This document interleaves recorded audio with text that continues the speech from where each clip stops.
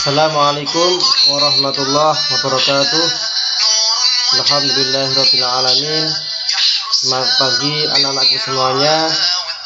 Selamat berjumpa kembali dengan Pak Fadli. Semoga anak-anakku semuanya tetap dalam keadaan sehat walafiat.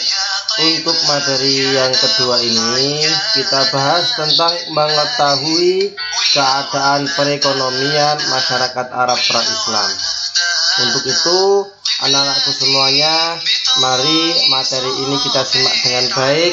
Mudah-mudahan apa yang kita pelajari bermanfaat untuk kita semuanya, dan semoga kita semua selalu diberi kemudahan dalam belajar. Mari kita simak dengan baik.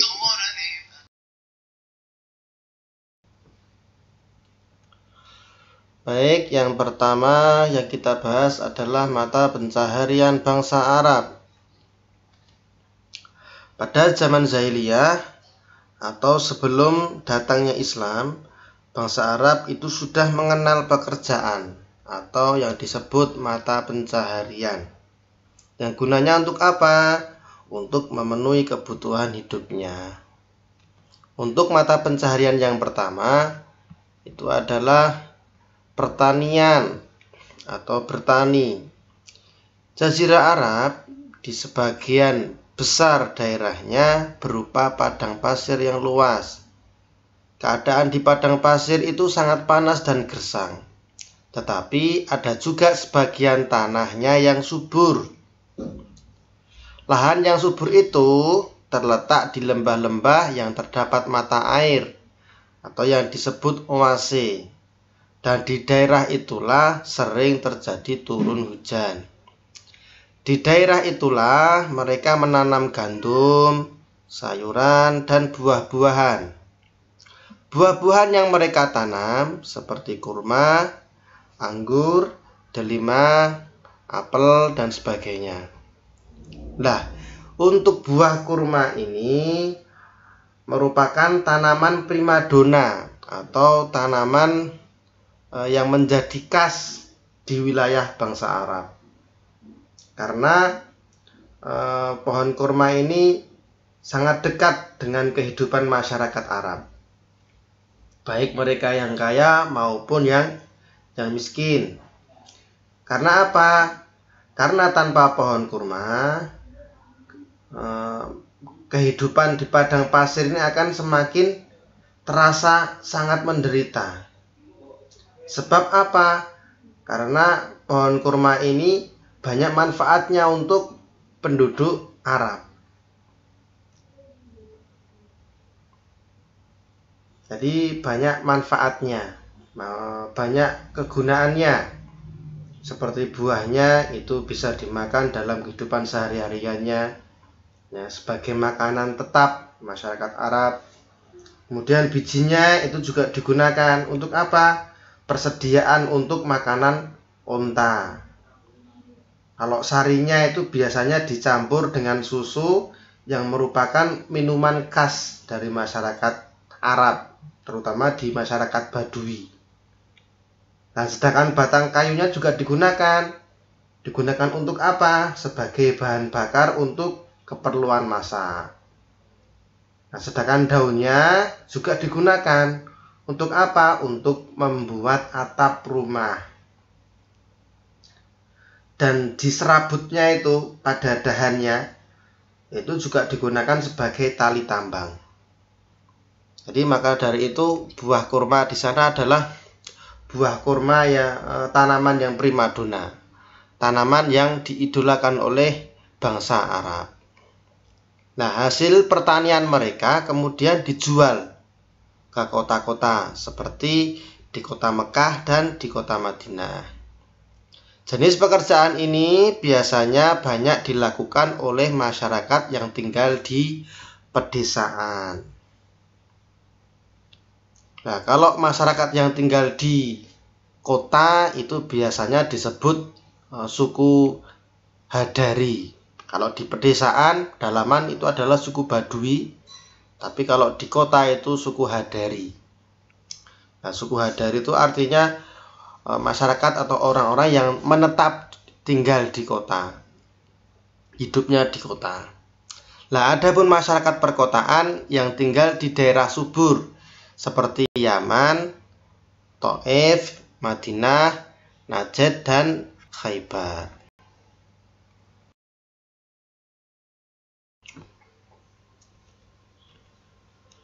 Yang kedua, mata pencahariannya adalah peternak.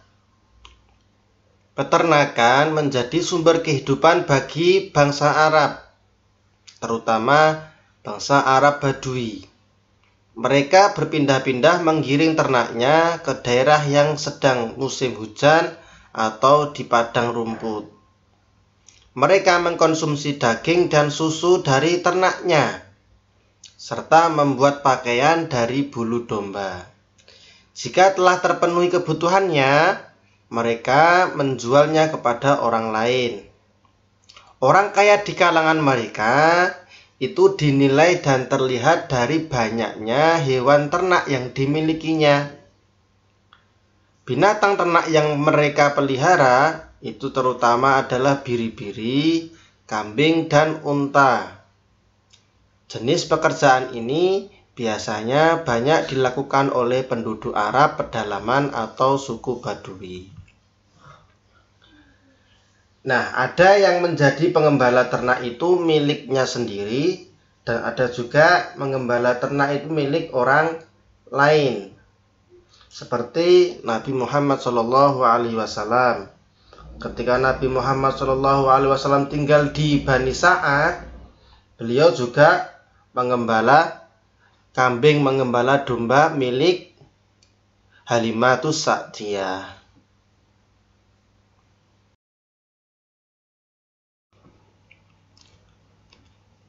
Untuk mata pencaharian yang ketiga yaitu perdagangan atau berdagang. Suku-suku Arab yang tinggal di kota seperti Mekah dan Madinah mayoritas bekerja sebagai pedagang. Perdagangan di kota Mekah dan Madinah pada zaman jahiliyah sudah maju. Mereka berdagang bahkan sampai ke luar negeri. Perjalanan dagang mereka dilakukan dengan cara berjalan kaki, naik onta, atau naik kuda. Negeri tujuan mereka antara lain di Syam atau Syria, yang sekarang ini Syria, terkenalnya Syria, kemudian Yaman, Persia, Habsyi, dan Mesir. Negeri-negeri itu sangat jauh dari Mekah.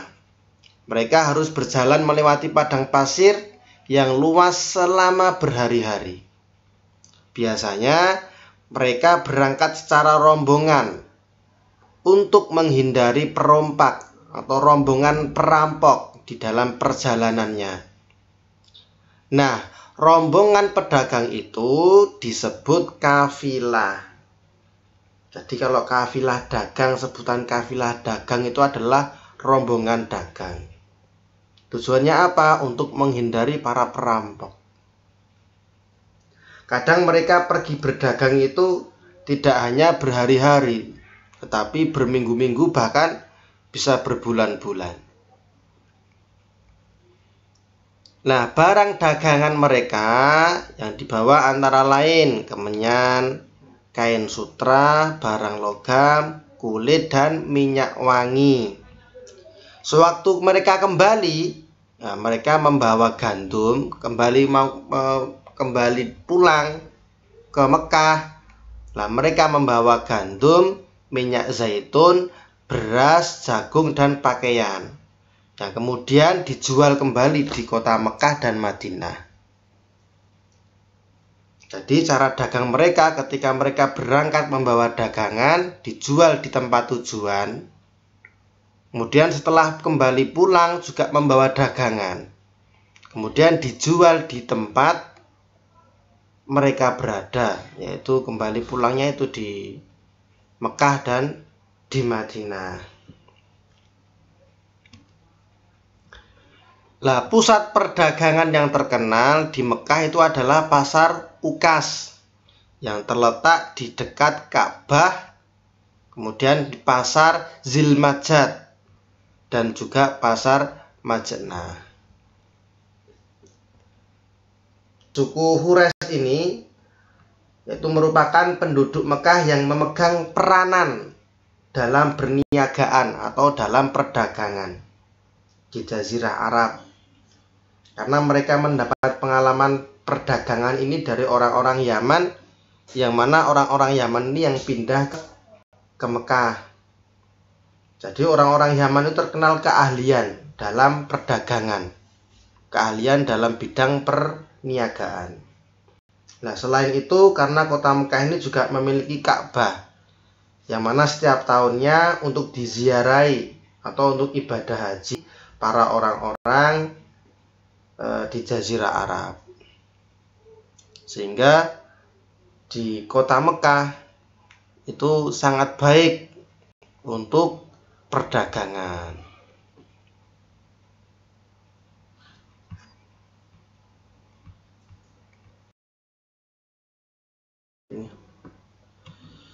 Selanjutnya, tata cara berdagang bangsa Arab. Tata cara berdagang bangsa Arab ini ada 3. Yang pertama, kerjasama dengan cara bagi hasil.